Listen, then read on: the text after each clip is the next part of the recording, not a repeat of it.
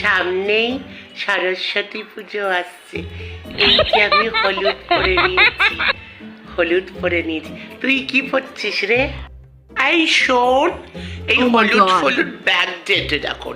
সরস্বতী পুজো বলে হলুদ পরতে হবে তার কোনো মানে নেই। আমি একটা হলুদ পরেছিলাম, মেজো জ্যাকেটটা তার উপর পরে নিয়েছি। আমি ব্ল্যাক পরবো, বুঝেছি, ব্ল্যাক পরবো।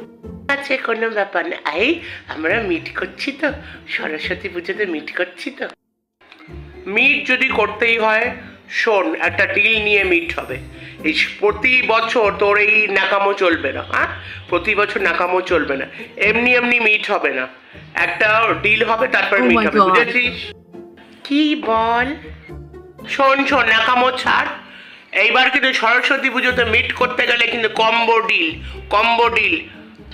দুজনকে আসতে হবে, উইথ কাপল আসতে হবে, আর 500 টাকা দিতে হবে, তবে আসতে পারবি। কম্বো ডিল অফার এই সরস্বতী পুজোতে। কাপল ছাড়া আসবি না, সিঙ্গেল নট অ্যালাউড, বুঝে গেলি? আমি তো সিঙ্গেল। এইভাবেই কি প্রতি বছর প্রতিটা সরস্বতী পুজোতে আমি সিঙ্গেলই থাকবো?